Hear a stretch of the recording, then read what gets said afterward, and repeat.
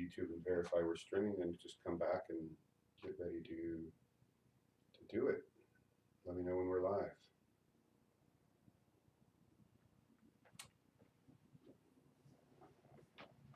I don't know where I would. It just has your old uploads. Wait for it. It should come up.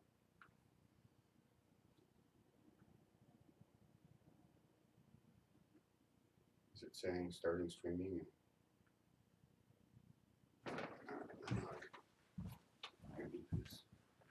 Fun with technology. Just refresh It's probably my fault. I messed it up. Oh, do you? Just being around it. You Yeah. have that effect on electronics too. You do? live now. Yeah. I'm Magnetics actually is good. Why aren't we seeing this? While we're getting started, before you guys leave, if you could, everyone could sign in the back there. Just we'd like to keep track of who's here on a magical basis. I'll do it now while I'm thinking. On a magical basis. Yeah, and there's a our newsletter is over there, the big sheet that's sticking up. If you kind of want to know what's going on. So we're live, everybody, just so you know. You can continue. Yeah. But, Oh. yeah, you don't have to be tied to your Finish chair. your business. I charge extra for that. Okay. So, does anyone have any questions? Always have questions.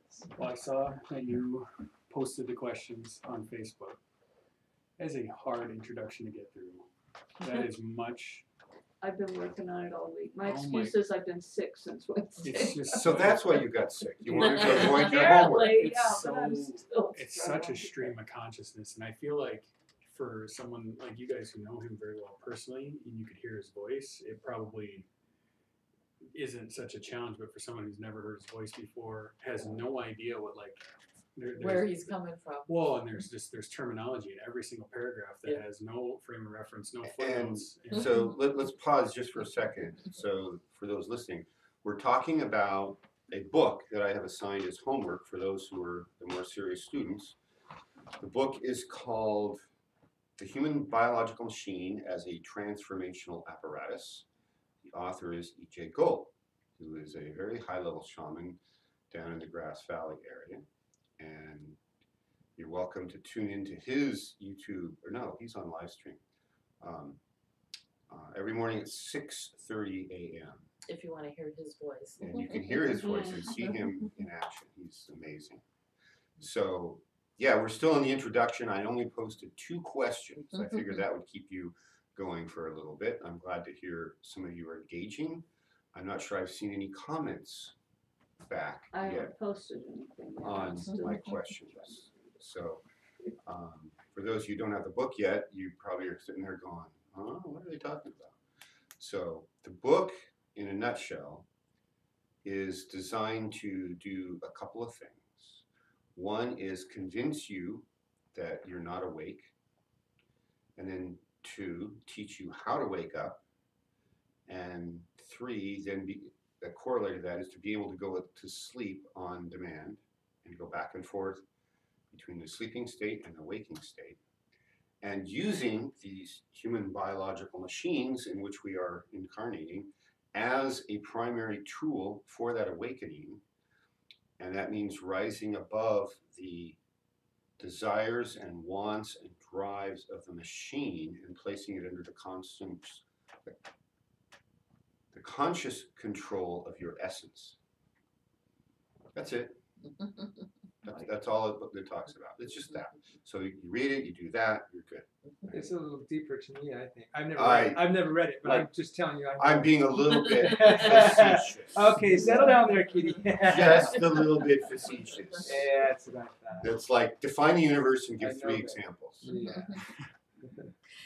It's interesting though, because you mentioned, Kent, about the terminology, and yeah, it's all new terminology in the beginning. And I found myself the other day trying to answer some questions on a esoteric site on Facebook, and now that I've been working with this material for 10 years, you know, there's some things that there's no way to talk about them except to use that type of terminology, but it's just simply stuff that we haven't ever really thought about before in that context.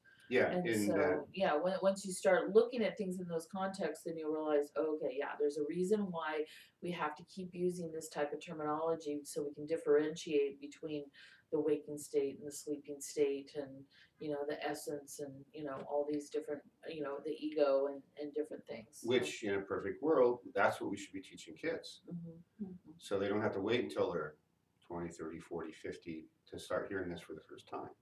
Kids need to learn this right up front, and be told from day one, don't forget why you're here. Oh, good, another victim. Oh, our little ass. And so the EJ book is one that I highly recommend. And we're posting questions, and by we, I mean me. I am posting questions in the Golden Eagle Discourses Facebook page and trying to get you guys going on a conversation about that. You will teach each other's as much as I will teach you, and as much as EJ will teach you, simply by remembering the admonition we've given you in the past about how to formulate a good question.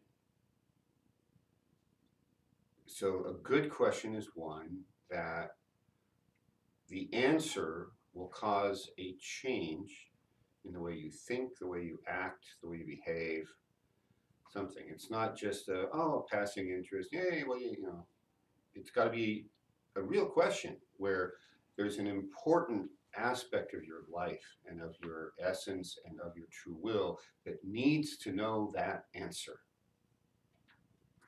That's a good question. Trivial questions, you might as well not waste your time. The ultimate example of that would be, welcome. The ultimate example would be, you're invited in, and you're into the inner sanctum chamber at the throne of God, and you're going to ask God one question. What's it going to be?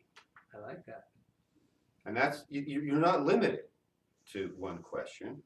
You have the ability to ask God questions anytime you like, and they should still be good questions.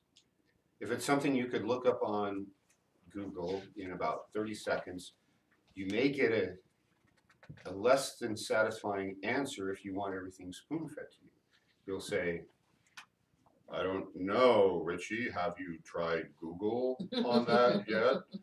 And yeah, well, it's sort of like anything we can do for ourselves, we should do for ourselves, right? So if it's a simple, factual-based, information-based question, you go look it up. Start there. And then once you pose this question, you say, what if I couldn't ask God? What if I couldn't ask the shaman? What if there's nobody else? I have to do research first, right? So that's what you do. You do your research first, and then probably 2/3 of the questions you have, you'll find that you have an answer for. Can I give a quick question? Yes. So, if you were to only be able to take everything you learned in this life, from now on, everything that you learn is the only thing that you can take in your next life, if you believe in reincarnation. So, what would you be doing and what would you take? So you're saying we only get to take one thing? Is that your hypothetical? Well, you can take whatever you like if you set it up. But what I'm saying is the only thing when you get to the other realm, okay, so you die, you reincarnate, now you're in this new realm. The only thing you receive in this new life is everything you learned from that last one. You get nothing more. So what would you be learning and what would you be doing? That's a really good way of looking at it.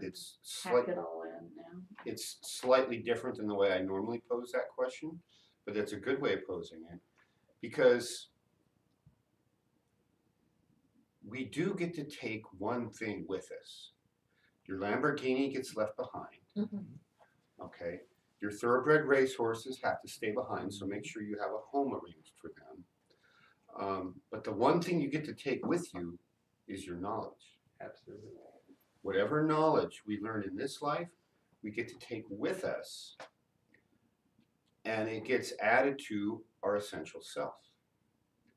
So when you were born into this life, you have certain tendencies, a personality, certain abilities that come natural.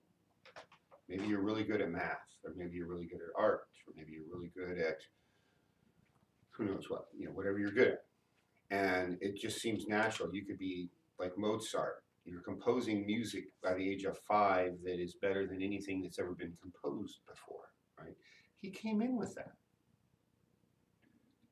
I had this natural tendency towards math and science, but my gosh, don't bother me with those fuzzy subjects that need the right brain, because my left brain was here and my right brain was here, and it took a lot of work to kind of start doing this, right? A lot of work.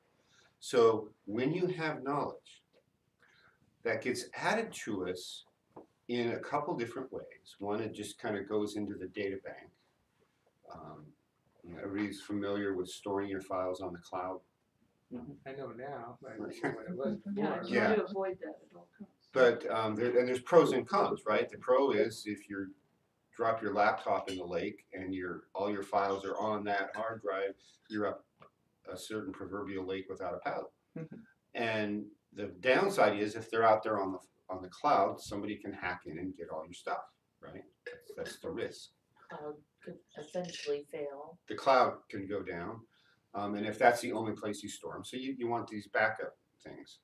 But that's going on, and it's been going on since humans were here.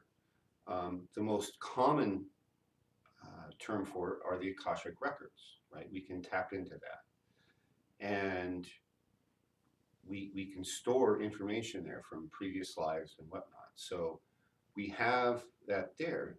The other that is another very poorly understood part when you read most of the spiritual writings is the notion of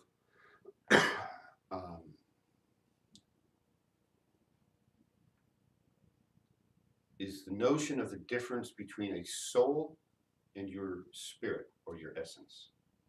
I'm basically saying the spirit and the essence are the same thing. They're not quite, but close enough for government work, as we used to say in government work. The soul you can think of in a way as being a blank canvas. So yeah, everybody's born with a soul, but not a whole lot stored in it yet, or a blank hard drive. And as you go through life, we're filling that in. We're building our soul as we go. And at the end of our life, what we've put on that canvas is what gets added to the total data bank of our essence. And therefore, it behooves us to do that process deliberately in several ways that are possible. One is, it's sort of like when you're 16 or 18 and you're drunk with your first time going out with friends drinking, and you all run out and get tattoos. And you wake up the next day and you've got a Mickey Mouse this big tattooed on your chest, or you've got some other silly cartoon character, some other meaningless phrase, just because you wanted to go along with the crowd and get a tattoo. Well, that's permanently, without a painful surgery to remove it, part of your physical body, and it's also now part of your etheric body, one of your energy bodies. And whatever the vibration is of the energy associated with that tattoo, that's now part of you. So choose wisely. Yeah, I have none. I have one, and I waited until I was in my 40s before I got it, Really. because it had to be meaningful, and there's a whole story behind it, and we don't need to go into that story. You didn't wake up with your pants down in No. the bar? No. So it was very well thought out, and I spent weeks designing it, and then the tattoo artist created it and made it. So that's the same way you want to approach building your soul. You want to make sure the things you add to that canvas are things that are meaningful both now and will be meaningful to you in the next life. It's sort of like when you're playing the video games and you go up one level and there was things you should have learned down on the first level but you didn't, so as soon as you go up to the second level you get wiped out and killed because you didn't find all the treasures and weapons you would need, and you didn't master all the skills on that level that were needed for the next one. And some of what you learned on that first level is totally inapplicable to the second level. So that's another way you can think about these series of incarnations, is you're adding things to your essence. So choose wisely. And when you're pursuing the esoteric work, whether it's the Toltec path or any other, we develop a sense, or what we're encouraging you to instill is this really intense appreciation for the concept of interesting versus important. The movie bucket list, it's probably not one we're going to do on a movie night. When people talk about the bucket list as, oh, here's a pretty picture on Facebook, add that to the bucket list. I got to go see that pretty picture place in person before I die. All kinds of interesting things like that. Oh, I've got to ride this zip line over the shark pen and down into the dolphin pen one time in some exotic tropical location. Sure, that sounds fun. That sounds interesting. Is it important? Is it serving your true will to do that? And so that's kind of now bridging into what we finished up with last week, which was talking about attention, intent, and perception. Remember? For those of you who are here. We want to, the concept of perception is basically you're using all your senses, the physical body senses as well as the higher body senses. You know, there's energetic analogs to all our physical organs, and there are additional ones. In the long-term human evolution over eons, things are created first on the energetic planes and then they flow down from the tree of life, right? And so eventually they come down here into Hod, the mental sphere, then into Yesod, which is the astral plane, and then the etheric and physical plane down here in Alkuth. So human evolution is not done by any means. It's constantly being slowly created. That's why each subsequent generation is coming in with different skills and abilities the last one didn't have. It's not all our physical form, but it can be. Our physical form will change. And then the abilities and instincts and intuitions we're all born with as a species will change. And so that's an ongoing process. Mm-hmm. So we need to go on with these energetic senses that associate with our etheric body, our astral body, and the higher bodies, which can be broken down, and sometimes we just refer to them all above the astral as the bodies of light, because that's really what they are. And they have energetic organs and sensory abilities that have not yet manifested in the physical body, but they will. And how fast they will depends on how fast the human race wakes up. So we're learning to use those when we create stronger links between the physical body and our conscious mind and the higher bodies. That's part of the Toltec work. And so one of the things we do when we do this consciousness work through the Toltec lineage, you can think of it like having a giant barrel, 55-gallon drum, 110-gallon drum, whatever, that you're filling with water one eyedropper full at a time. Okay, it's going to take a while. So every time you do one of the exercises, like the one or two I'm going to introduce tonight, it's like adding a dropper full of water to this barrel. And you can do this for years. And you think, man, I'm not getting anywhere. I'm not seeing water come over the top. I'm done with this. This spiritual stuff's a bunch of nonsense. Throw it away. And you know, if you could see in the barrel, you'd see, well, you started, it was empty, and now it's an inch full, and then it's 2 inches full. And it goes on if you keep going. The only way to lose that race, that battle, and not finish that process is to stop and not keep going. Now, if you will, imagine that barrel sitting on some kind of a lever mechanism. And there's a weight on one side, your barrel's over here. And there's a certain point when the barrel gets full enough, the weight is going to cause that lever to tip. You pass a threshold and it tips, and that creates a contact, and that opens a door. Mm-hmm. Good analogy. Into higher consciousness. Most people can't even get it through their whole life. It doesn't Right. happen like that. Well, most people give up if they ever even start. Well, Most people don't even know it's there. sometimes people may think that they are, but they're really not, Mhm. and they're mistaken it. And there's like a slow awakening. It seems like a pre, and then you can go through What- 5 years. And then What you're really That's what he's describing talking about is Yeah. that shift. is we're talking about climbing the tree of life. Right. This process doesn't happen just once. A lot of people make this connection. They're up here and you saw, they're experiencing true astral phenomenon. And they think, that's it. I'm enlightened. I can see the astral plane. The work Oh, there I now starts. have a psychic ability. Oh, now I can see auras. I'm going to put up a shingle and I'm going to read people's auras and tell them everything that's going on. Until the next day, the person's aura has shifted because of some other internal process.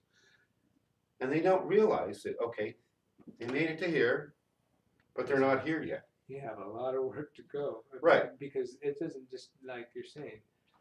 It's a lot more work than people think. Right. So what they need to do, realize, is that whole fill the barrel and open the door to get to here. Once you're here, Once it flows. you have to start over on another barrel Absolutely. and Yeah. fill it to get over to here, But and then then some over to people, here. some people go back. and on and on. Yeah. Some Right. people go And back then you down. can't ignore this barrel, because otherwise, by the time you get somewhere up here in the Ruach, which is these middle 5 spheres, if you haven't been maintaining everything below it, Yeah. you're out of balance and the tower comes crashing down. Boom. And that's generally considered to be a bad thing. Okay, so just know that whole process. You wanted to ask something? Oh, please. Oh no, I'm sorry. I just said I can testify to that. Yeah. You just said Yeah. because I get it. So this is an ongoing process, and we have to just keep going. So one of the little things that I want you to do now is, you've got that concept. It's little bits at a time.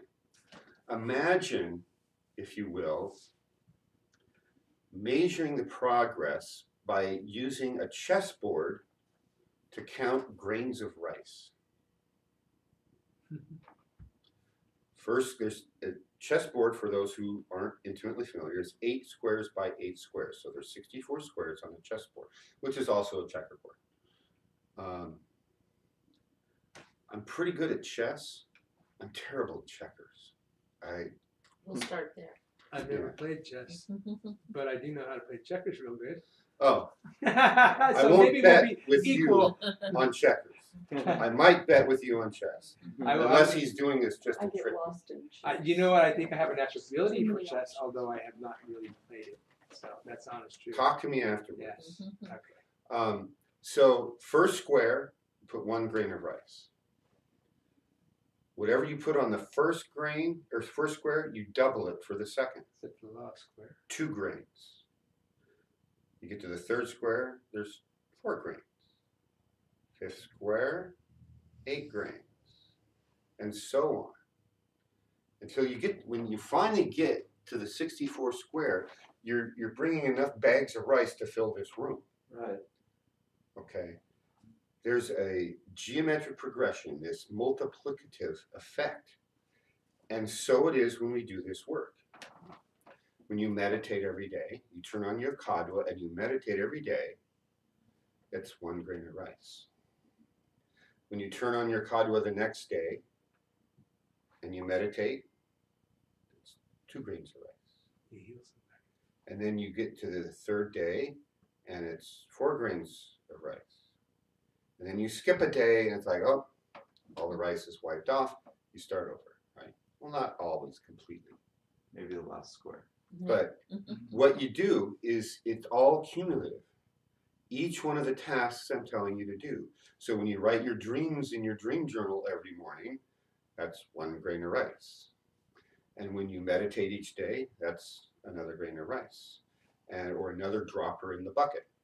And when you start to work with an intent, a true intent, for every task you do during the course of the day, that's like adding another dropper in the bucket. So the idea behind working with an intent in the way of the Toltecs is every action you take all day, every day, is something that you want to have a known purpose for. Is it directly related to my true will? Yes, no. No is okay. So it's like, okay, well, in a way, it's indirectly related. I need to feed myself. I haven't eaten in 2 days because I forgot, because I'm a science geek, and if I get going, I'll forget to feed myself. And then Bonnie finds out, and she goes, you didn't eat today? And so I have to go feed myself because I have to keep my biological machine running in order to do my true will. So eating is something you should do with an intent to support your biological machine. Washing your body so you don't smell so bad that you drive everyone away who might otherwise be helping you, that's indirectly supporting your true will. But know why it is you do whatever it is you're going to do. That's the intent part of it. So every time you go throughout the day, every hour, every minute, you should be able to stop and ask yourself, what is my intent for what I am doing? Every day, every task. And then you get going and your mind wanders, right? So periodically, what is my intent? And then the second part of that process, the corollary to that, the other side of the coin, if you will, is your attention fully engaged on what it is you're trying to do? I'm supposed to be washing the kitchen counter so that we can make a sacred meal. And so I start washing, and then the dog wanders in and wants food. And the cat wanders in to tease the dog. And then the bird squawks because the cats and dogs are making too much noise. And 15 minutes later, it's like, what was I doing? Oh, I was supposed to be washing this. So when you start doing this, have an intent for every task and put your attention fully on it, you're going to find that initially your mind will wander. So you bring it back. I'm cutting carrots for a salad, right? That's your intent, is you're creating a meal to nourish everyone, mind, body, and spirit, so that we all can do the work. And you put all your attention on that carrot and slicing that carrot for the salad as if your whole success of this incarnation depends on how well you slice that carrot with exactly the right thickness and with a nice smooth cut. And then you back up and you do one next cut the same way. All your attention is right there. If your whole ability to get to heaven, to achieve your true will, depends on that one cut, you're going to put all your attention and all your focus. You know, a herd of zebras can wander through the kitchen and you wouldn't notice because your attention is right there. That is attention. And your goal is to do that with everything you do, keeping in mind the interesting versus important. You have an important task that supports your true will or supports the physical machine to do your true will. You're going to have an intent and you're going to do it with attention. Question. Oh, well, I was just gonna comment, it sounds like a lot of work, it sounds like, well, that doesn't sound like a lot of fun. But if we realize how much time we waste trying to remember what it was that we were doing and, you know, wandering from one room to the next, going back to something that we started several hours ago because we keep getting distracted, you'll realize that you actually get through a task quicker by using the attention. And I think it kind of goes along with the Hermetic idea of as above, so below. So sometimes it seems like what we're doing is very menial on this lower level, but when we're working with attention, we're getting brownie points in the higher realms for that. That energy is going towards something greater than usually we can imagine unless we've given it a Unless you've specific trained in an intent. esoteric school. And then you start to realize what it is you're building on the higher planes. And that realization will come with time. So when you're doing that, here's a challenge for you. And when I say challenge, you know, fill in the parentheses afterwards, it says homework. Is I want you to pick a time this week, and you're going to be working on any kind of task you choose. I want you to time it for 30 minutes.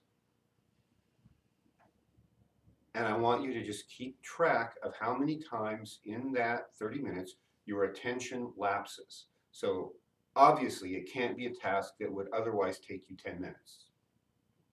It's got to be something that would normally take you at least 30 minutes. And then at some point, it could be immediately right after if it's a long task, like splitting firewood, you're going to be out there for 2 hours splitting firewood. Or if it's a 30-minute task, then do it again the next day. And the second time, I want you to turn on and activate your Akadua. For those of you who don't have the Akadua yet, you're going to have to wait on this one. You'll have to make arrangements to get the Akadua.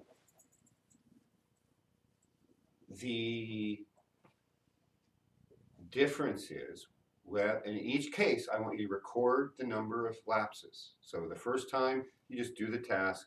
How many times did your attention wander? Do the task again, turn on the Akadua first and go into it. How many times did your attention wander?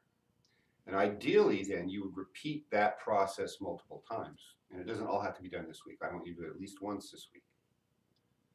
And what I suspect you'll find is that when you activate the Akadua with your intent first and use it to support your attention, you will be able to hold that attention longer. That's why the Toltecs use the Akadua, as they called it then, the power, to do the spiritual work. And it sounds simple. Oh, just pay attention, right? Except the attention isn't just a software function of the mind or the physical body. It involves our higher bodies, the attention body, the etheric body, the astral body.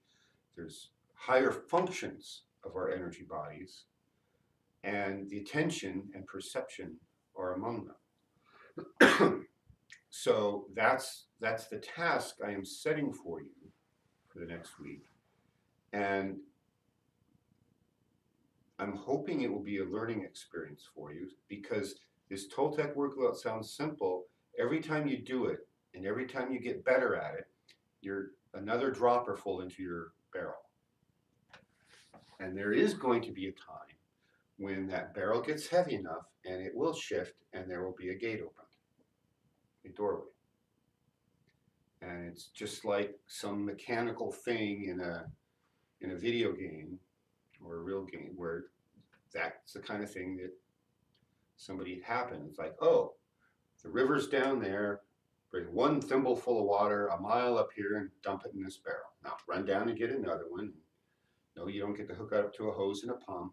You don't get to use buckets. You're going to use a thimble, which is about like an eyedropper full. And just keep going. And there will come a point where the progress gets faster, just like multiplying the grains of rice on the chessboard. But you have to turn on the Akadua and to do it with intent. Exactly. Exactly. So that is kind of the next step of what we talked about last week, is using that and multiplying your efforts with the Akadwa so that the goal is we're going to open this door, and then we're going to open this door, and then you'll open this door. And it's just over and over these repetitive processes. It's like the analogy, I don't know how many of you were here when we talk about, which I use a lot, sticking the iron into the fire, getting it hot, and then pounding it between the hammer and the anvil. And you fold it over and you stick it back into the fire and get it hot and you pound it. That's how we burn off the impurities and we make the metal stronger and more flexible. That's important. A brittle mind will break. Brittle energy bodies will break. It reminds me of I don't even remember where. It seems like it's an Asian philosophy thing, but you want to be the reed that bends in the wind rather than the tree that breaks in the wind. So there sometimes you do need to lay low and to bend, and then pop back up. But Good if you're analogy. brittle, you're just gonna snap. And clearly that analogy isn't talking about our physical bodies only. It's talking about the capabilities of our consciousness and our mind. The goal is to get up the tree of life far enough that we tap in to the divine higher aspects of ourselves and the universe to learn our true will. That's the goal. And then once we have that piece of knowledge, you learn how to do it. First you learn what I'm supposed to. You want me to do what? It's like more than once. I couldn't believe it the first time it happened when I was working one-on-one with clients. When they say, "Oh, I know exactly what I'm supposed to do. God told me," and they refuse to do it. What? And I've heard that from a lot of people over the years, enough that I'm even still. It's hard to shock me. It really is. But when the first time I heard that, I was shocked. It's like I didn't even know what to say. It was just amazing. So you learn what to do, then you learn how to do it. And what's the next step? Do it. Ding, ding, ding. You do it. Do it. Right.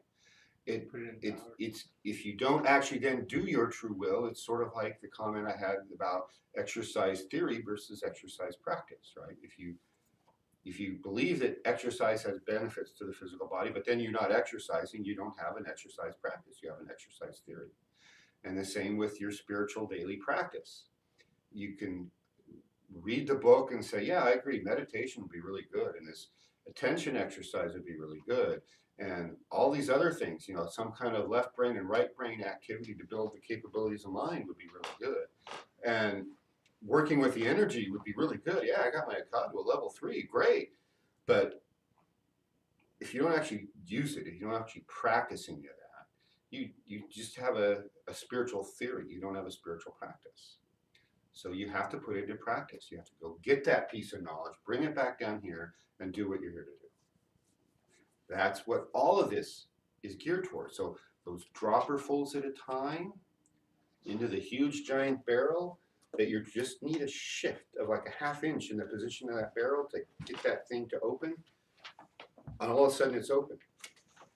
There's a threshold, and until you get to that threshold and cross it, you're not there.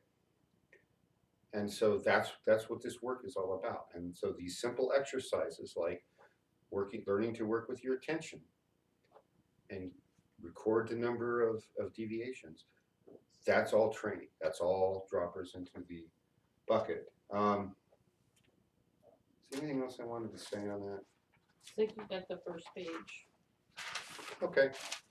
Yeah, and more than that.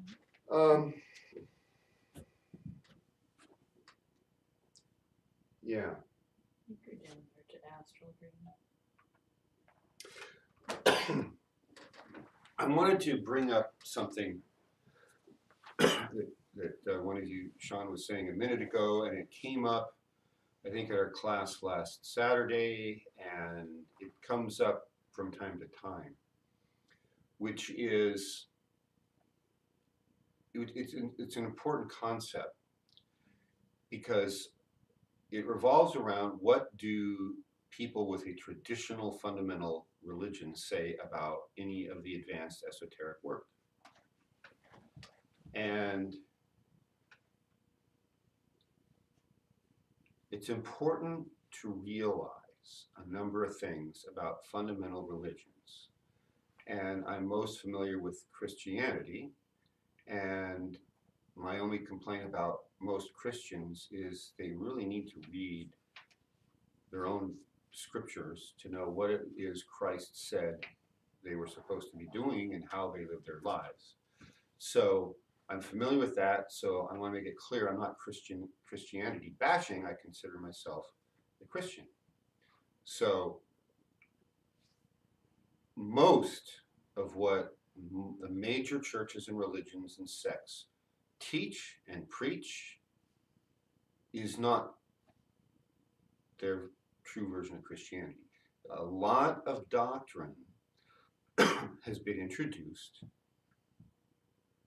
not to enhance your spiritual connection to the divine, to get you up here communicating directly so that you don't need teachers like me. It's intended, most of those rules are intended to control you and limit you. And to prevent that. Yeah, they don't want you going direct. And there's a whole history there, and I'm not going to, at some point I may do a series on that if I think it's useful. I think that point is fairly well established in modern culture. But it bears reminding from time to time. So a lot of what organized religions and fundamentalists would say about the Toltec work or any form of esoteric work is all based, even if it comes from a Protestant religion, they're usually just parroting what the Roman Catholic Church came up with. So even though they had their split back in the day, they really didn't go back to the source. They rejected the authority and control of the Roman Catholic Church because of the corruption they saw in Rome. That was the big aha moment for Martin Luther, was when he had this dream of making a pilgrimage to Rome. And back then, to go from Germany down to Rome, that was like, I don't know, a month or two of travel each way. Mm-hmm. So that was kind of a once in a lifetime experience. You know, people just didn't go hundreds of miles and over the Alps and all that stuff on a whim. So he did that and was horrified at the levels of corruption he saw in Rome. And he went back and created the Protestant Reformation, and the rest is history, as I say. But that whole process is most of what passes for religious doctrine is made up by the Roman Catholic Church. It doesn't go back to the original Christianity as taught by Christ and his first 12 apostles. And the closest we have to that was a batch of knowledge known as the Gnostic, by the Gnostic, a sect of Christianity known as the Gnostics.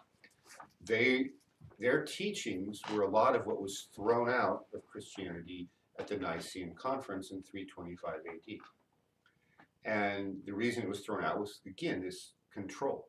So all reference to reincarnation was thrown out. It was in Christianity up to that point. Anything that would give power to the people, well, you didn't get it right in this life, but here's what you do so you make your next life better, right? And Women. yeah, the repression of women and women in the church, women with an equal role in terms of, yeah, male pillar. Men do a really good job with that one. They do a really poor job with this one. So this is the feminine pillar. This is where women are needed. The center pillar is a pillar of unification where we mix and blend those energies and create something that's synergistically far beyond what either could do alone. And that's all been suppressed. So when the fundamentalists don't like what we're doing, that's probably a really good sign you're on the right track. I put it in the same category as if the FDA doesn't like a particular piece of alternative medicine, that's probably where you need to start. So the fundamentalists who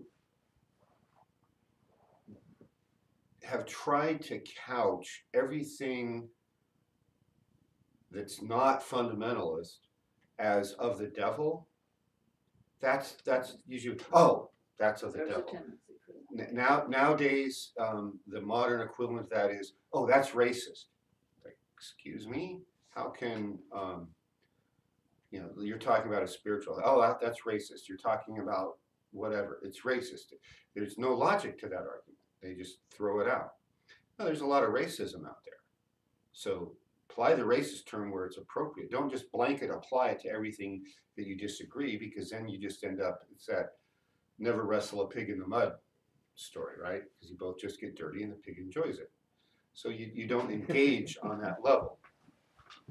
Not the way I heard that one, but Oh, you heard some it was a term little different. other than wrestling? Yes. Yeah. It was singing. Oh. Never teach a pig to sing. It wastes your time and annoys the pig. Oh. Oh. Well, That's similar. I was expecting something a little more X-rated. But, No, I'm not gonna share that. yeah. So, but yeah, you don't wrestle a pig in the mud, because you don't both just get dirty, and the pig enjoys it. So, Good advice. the fundamentalists, I mean, at some point, either people have an open mind or they don't. And when it comes to the higher level spiritual work, you're going to find that most of the people out there don't. This is that red pill, blue pill moment in the movie The Matrix, which we are going to watch, although it may not be the next one. I had said it was going to be the next one, but I think I have another one I want to do instead. So when we set up a time for the February movie night, it's going to be something else. So for those of you who have that concern, you just need to know that where those attacks are coming from. They're coming from a position of fear. They're coming from a position that historically was based on keeping you from your full potential and keeping you from making your own spiritual contact with the highest. And what I found is you really can't discuss or debate that with people who are that close-minded. You just have to walk away. It's like, that's where I think the pig singing analogy is probably even more appropriate. Don't try to teach the pig to sing, because it ain't gonna happen, and you'll just annoy him and waste your own time. Yeah. So Yeah. Spin it in circles. I just had one comment about when you study religious history, especially here in the U.S. The Protestants made a break with the Catholic Church, and they threw out definitely the baby with bathwater there, because essentially what came down to us in the religions here in America is that, yes, those miracles and everything happened in the old days, but they don't happen anymore. Yeah. You don't talk to God anymore. Miracles don't happen anymore. Prophecy. The keys to the priesthood are not on the earth anymore, and so obviously anything that you say that's going to speak to the visions or the psychic impressions or anything like that you have, if you're having those, then it must be of the devil, because those things don't happen anymore. And again, what's interesting is that it's been propagated over and over and over again, and most of them have never even read the Bible themselves. They're just parroting what their grandparents have said for ages before that. And when you actually, and I'm not saying that all the scriptures have come down to us correctly, that they're not watered down, or that things haven't been taken out. But even if you read what's come down to us, there's clear evidence that our sons and our daughters are going to prophesize, and our old men are going to dream dreams and have visions, and all these things. They're written right there. And if you try to point this out to a fundamentalist who especially has never read the Bible themselves, and they'll probably say that's of the devil, And so the point is you can't win in those conversations, but you do need to realize, if you've been raised that way, that stigmatism is what you're trying to break. Yeah. And and even it's not even so much that the Catholic Church has done anything recently, but there's such a foundation that they're never going to backtrack on the things that they've been saying. Every once in a while they'll canonize some new saint that, or apologize for some, little indiscretion that's happened in the past. About 500 years ago. Yeah, but the thing is that what we're talking about as far as when we say the Catholic Church and he usually coaches that by saying the Roman Catholic Church, going clear back to when these things were first put together in the Nicene Conference, when these things were left out. And when you study these Gnostic Gospels, so many of them are just the creation story. They're just Genesis. And when you look at it side by side, it's saying the exact same thing. And there's a rhythm and a meter and a to the whole thing. And it's like going la da da da da da da da da. Boom. There's something missing, or something not necessarily that was inserted, but it's usually some whole segment that was just completely taken out and left out. So you've lost that rhythm, and something's missing, and you can see it very clearly then when you look at these Gnostic Gospels. Oh well, they clearly didn't want to talk about this because it glorifies women, or it tells you to talk to God, or so the stuff was there. And there's a lot of different versions of the Bible, and that out of the ones that are out, they keep kind of. I've studied Shakespeare a lot, and everybody wants to dumb Shakespeare down and put it into a language that we can understand now. Well, first of all, our vocabulary is pretty limited now. We don't use the whole variety of words and terms and things, and so there's clear misinterpretations. When you're looking at these different versions of the scriptures and things. Yeah. And so it's at some point it seems overwhelming to try to go out and learn all of that. And nobody's asking us to go out and learn it all, but to start thinking for ourselves and to go direct. I'm just cautioning you and making you aware that when this happens, not if, but when it happens, you learn to ask questions around the edges to see how open-minded these people are, and see if they can even have a conversation. And if they can't, you just move on, and this might be your relatives, it could be sisters or brothers or cousins or uncles, whoever. Hopefully it's not your spouse, hopefully it's not your parents, hopefully it's not your children, but hopefully those number of people will be less and less over time. But when it happens, you just have to walk away, because there's no having a discussion. There's no teaching the pig to sing. Pearls before swine, whatever you want to call it. To use another biblical analogy. So just know from your own experience that yes, we can see energy. Yes, we can see the life force, the chi, flowing through people, through animals, through plants. And we can see the power of God when it comes down. And it's discussed in the Bible. We can see the halos and the auras. And the more work you do on self to raise your own frequency and vibration, the more that starts to happen. So, any questions on being prepared to face that out in the world? You're all there. I would just like to add a comment. Yeah. I have spent well over 20 years in the teachings of religious science, which is a whole kind of different thing.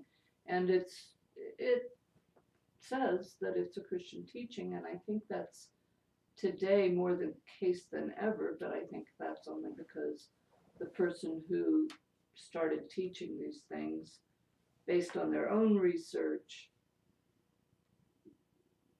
came of age embedded in a Christian culture. And that's kind of the bleed through. But one way of looking at this, the whole Jesus thing, that sort of captures a lot to me is that we don't think in religious science, we don't think about Jesus as the great exception, which is how he's been presented to the world, but as the great example that we are meant to follow, to be just like, in the book of to John, become our authentic, powerful selves. the book of John contains my favorite biblical scriptural quote of all time. Verily, verily, verily means truly. I say unto you, he that believeth in me, the things that I do shall he do also, and even greater things than these shall he do. He was the great example. And he was telling us as blatantly and obviously as can be told that everything that he did, from walking on water to raising the dead to multiplying the fishes and the loaves, performing miracles of healing with a touch. And even those closest to him still didn't have a clue what he was talking Right. about most Right. of the time. Most of the time. They just, At least, yeah, most of the time, I would say.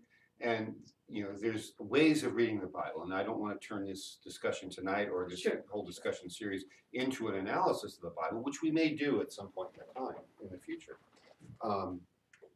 But that's right there. If you're a fundamentalist Christian, that's right there in the words of Christ that you need to believe. And I would tell this to every pope that ever lived. I would tell it to the pope that's there right now, and I would smack him up one side down the other and say, why are you not teaching every one of your parishioners in this Catholic Church that this is what they are capable of, and then how to do it? Because they have an obligation to do that, in my opinion, and they're not. And so that's why I fired organized religion in the first grade. And it was a Lutheran church, just one step removed from the Catholic Church. But that's a whole other story for another day. But I was told to sit down, shut up, and stop asking questions. And that doesn't work for me. It didn't work for me in the first grade. It doesn't work for me now.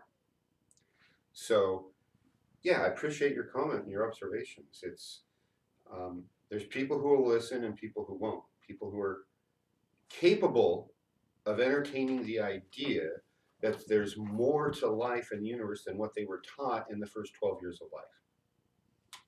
I remember taking a college class. It was either my junior or senior year, and it was kind of a symposium class with 3, 4, 5 instructors integrating several different fields. It was an example of how to be multidisciplinary, and whatever the subject was, and then we analyzed it from about 5 different points of view. So it was co-taught by professors from 5 different academic departments.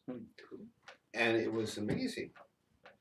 And one of the instructors, I believe it was Professor Gunsel, so if he's watching, thank you, who was my favorite physics professor. And he read a quote from a famous author who I don't remember. You have to give me a break. That was almost 40 years ago. But I remembered the message. The message was to the effect that the vast majority of people, and we're talking 90 to 95% of the population, have learned everything they're going to learn and have formed all the opinions they're going to form on every subject available by the time they're 21 years old. that's terrifying. So from in a time when the legal age of becoming an adult was basically 21, what that was saying is that the vast majority of population was making a decision not to learn anything except what they had learned as a child. And then they get to an adult, and let's say they're going to spend another 50, 60, 80 years living in that 75 to 100 range, let's say, and not learn a blessed thing beyond what they knew at age 21. And the thought that that could happen so horrified me that at that moment, it's like I swore a vow that I wasn't going to be that person, that I was going to go on and I was going to continue to learn forever. And I have. And so I share that with you because that's what's important. We have to keep learning. And so when somebody tells you, no, you don't want to read that, you don't want to learn this, you can't do that, say, up yours very much and have a nice life because I'm going to ignore you and move on. And that's what we need to do. So speaking of moving on, unless there's any more comments about how to ignore fundamentalists and do your work, let's talk a little more about doing your work. And I want to talk about applying these concepts of attention and intent on this, to getting to this sphere, Yasad, which represents the astral, it represents the dreaming. So the dreaming, you need to think of it, and this is not new for those who've been here more than once, is a parallel reality. When we go into the dreaming, we're going to another place.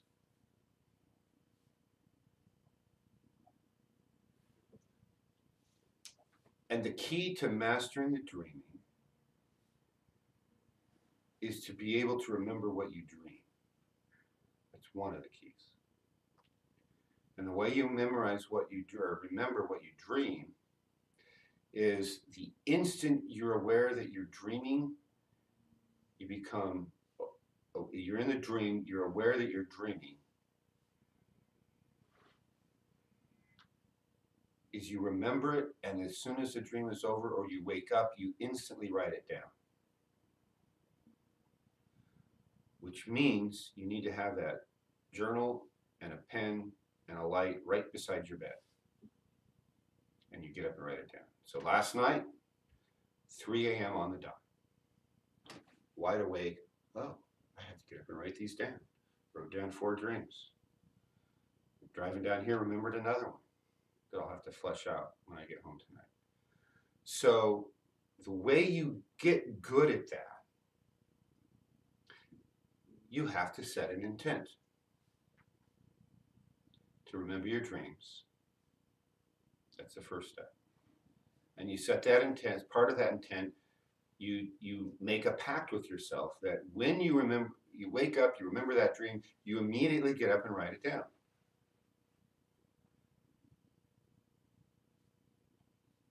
One way to enhance that intent is the little trick of glass of water.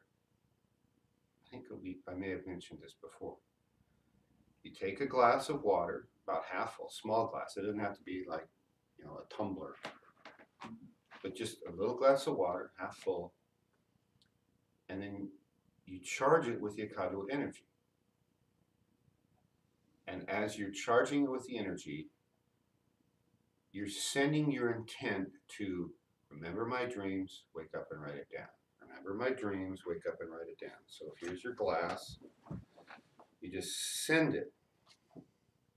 When the glass is charged and it is holding all of that message it can hold, you're going to feel a little pushback. You know, just it's going to, the quality of the energy coming back into your hand is going to change. Yeah, okay, it's done. You know, 10, 20, 30 seconds. The stronger you are with the Akadwa, the faster it'll be. So you get stronger with the Akadwa by using the Akadwa, right? So the first day, oh, minute and a half. Okay, there, I guess that's it. And then a month later, it's going to be zap, and it's there.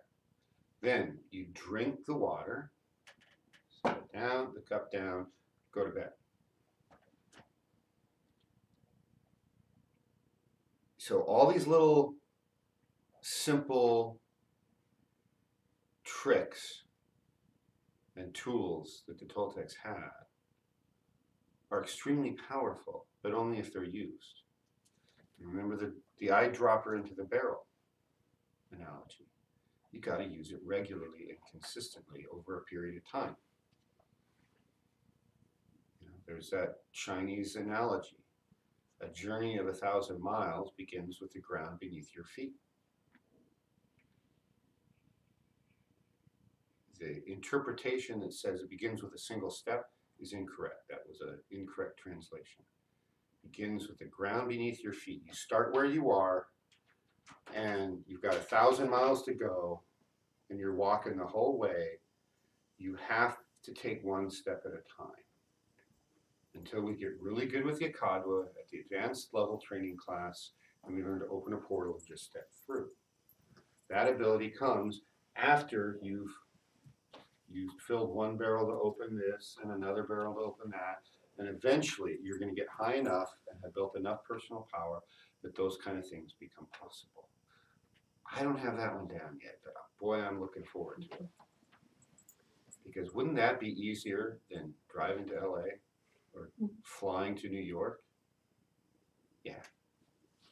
So the intent, this is a really practical way of doing. There's a lot of reasons, and when we teach the dreaming class, you're going to learn more of what you can do with the dreaming.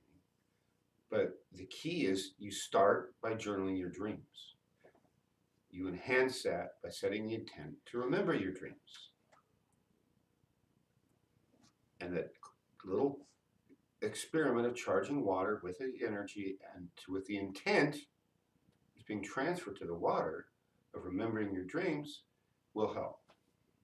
Is everyone familiar with the work of Masaru Emoto, the Japanese guy? Okay. He was a Japanese, I don't know whether he was a doctor, scientist, He was a professor, scientist and biologist maybe. I think he was biologist. And I don't remember the full train. I have one of his books, the full train of his logic of how he got to this point. But what he did was he took water and in a container of water, he wrote on it different words, single words like love or hate or peace or chaos. And he let it sit there for a period of time. And then after it sat, he would pour the water into a thin layer and freeze it. And when he had frozen the water, he looked at the water crystals that formed under a microscope. And when he wrote words like love and peace and harmony, perfectly symmetrical, beautiful crystals. And they were all varied, you know. The love crystal looked different than the peace crystal, but they were just beautiful. Perfect, symmetrical, sacred geometry, right, of those crystals. And then when you looked at the crystals formed from words like hate and all the bad messages, the crystals were misshapen and deformed and, quite frankly, ugly. They were chaotic. They wouldn't be coherent in any way. He's repeated the experiment many times. Many other researchers around the world have repeated this experiment and get exactly the same kind of results. And what's interesting, it doesn't matter what language you write this in. You can use English, you can use Chinese characters, Japanese characters, Sanskrit, pick any language, Spanish, French, Russian, German. I don't know about Ogham script, if he tried that one. But the magnetism of the intent. Right. There's an intent. There's a vibration. And that gets transferred to the water. And there's an intelligence that can be carried by water. It's already been proven that what you're saying is true because you can do exactly the same thing with music or with sound, Yeah. which is another vibration. Right. Yeah. Same thing. That's a whole other field, which we'll talk about maybe in But yeah. another time or two. But exactly the same results, chaotic sound that was not harmonious, crystallized in It's very semantics. random Mozart imperfect- versus, other garbage music. Exactly, and the Mozart would form these beautiful, and not only were they perfectly formed, but the formation had its own pattern in its formation. Right. And the So same it was, looking at it micro or macro, that harmony was demonstrated in the crystalline process all the way through. Right. That was really cool. In terms of, go ahead. No. No, you raised your hand. Now you have to talk. I called on you. I was just gonna say, I have kept a jar of magic Emoto water on my counter for years, and it never spoils or goes bad or anything. I've got love and gratitude. Yeah, those are good words. I love that the words are, the instructions are to label it so that the water can read the words, not so you read the words. Oh, wow.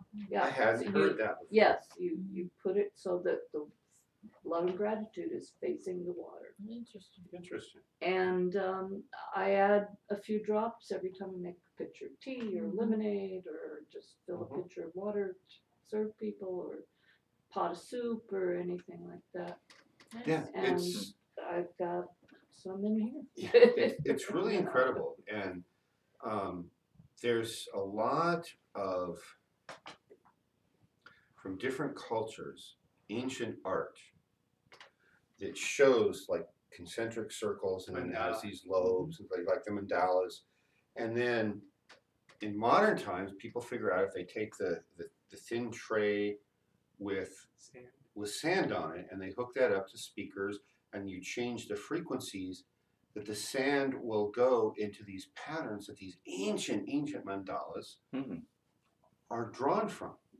So clearly, way back, thousands of years ago, people had the ability to produce sound, control the frequencies. Yeah. I watched further into that Michael Tellinger program, and he hinted at the sound that makes the cross that the Knights Templar, the cross that gets a little wider towards the end and stuff. He didn't explain it yet, but he's hinting that further on he's going to explain why that symbol's seen in Australia and China and Europe and all over the planet, and what sound actually makes that symbol. So I'm looking forward to it. I haven't gotten that far yet. But. There's just Google it. There's a couple videos on YouTube. If you Google Roslyn Chapel sand sound images. So basically in Roslyn Chapel, which we know is just filled with esoteric designs that were completely out of the range of things that we saw during the Middle Ages and in the Catholic churches and so forth.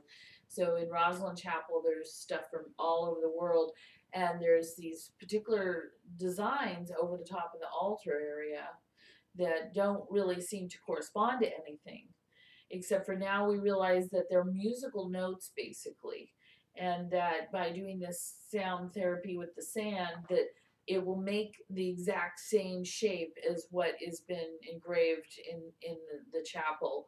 And when Arlen and I were there, we knew for a fact, just by looking at the configuration of this chapel, that it's a huge receiver. It's got these spires all over it and everything. It's all a resonating chamber, the whole thing. Have you guys seen the whole idea that the storm that's on the North Pole of Saturn is in a pentagon shape, that they're saying is the same thing that might come from a vibrational energy is what? Yeah. I think I've heard that. Yeah. And there is a hexagon at the top, at the poles of Jupiter. Yeah, the Roslyn Chapel was amazing. It's like we went all through there, and we had a number of experiences there, which we can't talk about here. But I was feeling the energy. I really resonated with being in Scotland. It was incredible. And I was just wandering around, and the tour guide who was showing us around, and the tour consists of sitting in the chapel. The chapel is only about twice as wide as this room is long, and then it's long a certain way, but there's nowhere to go on this tour. You just sit there, and he goes around with his laser pointer and he points out all these different things. So he stands in the middle of the chapel and does this. And so when he'd finished his formal presentation, we started asking all these questions, right? Because we're both Scottish. We both had studied the esoteric side of things. We both read voluminously on Roslyn Chapel, and we're both descended from the Sinclair family that built it. And we're part of the ancient Templars. So we both have this genetic lineage to that family in that place. And so very quickly, like 2 or 3 questions in, it became clear that we knew more than the tour guide. So we kind of stopped asking questions. And, especially when they were making Masonic allusions, like, oh, well, then this is part of this thing in Masonry and that thing, and I'm going, I didn't say anything.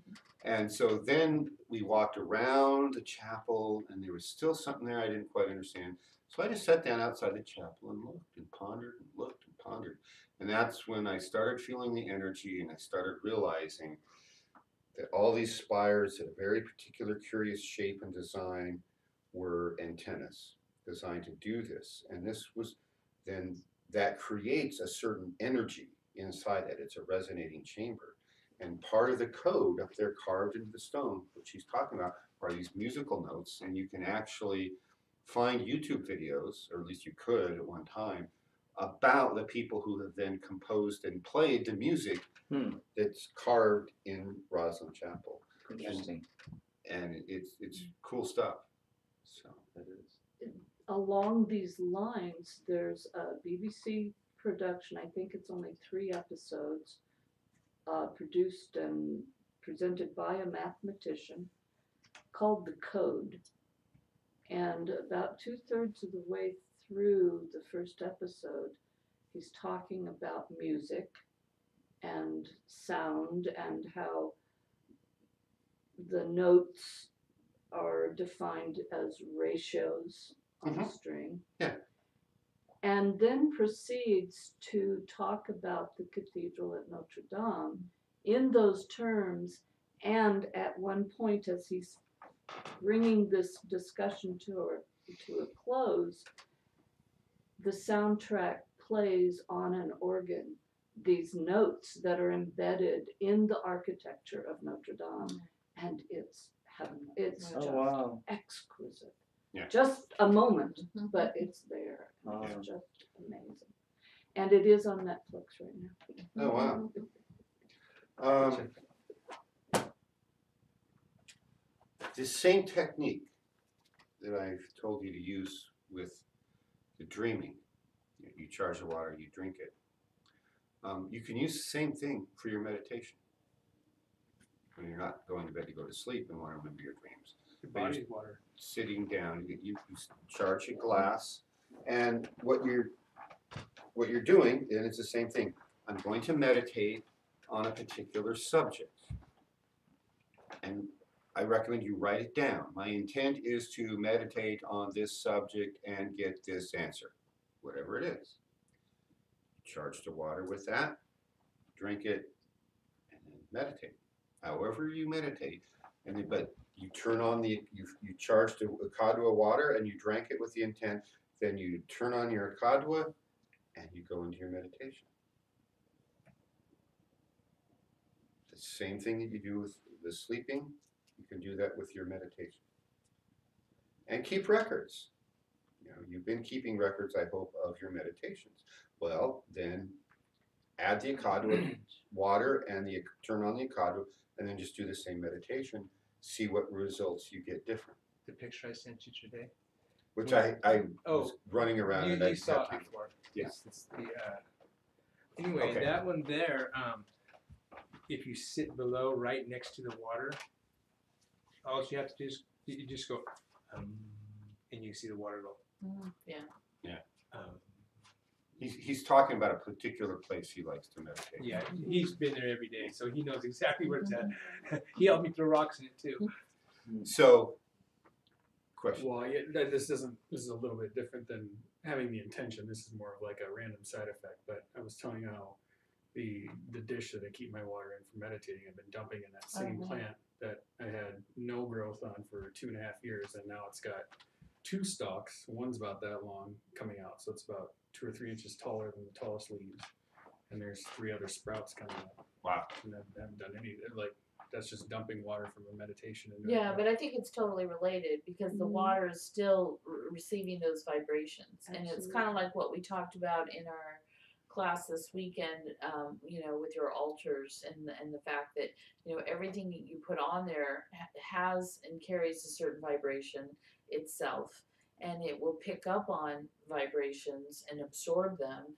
So, you know, you want to be careful what you're exposing them to and vice versa. But at the same time, it can be really positive.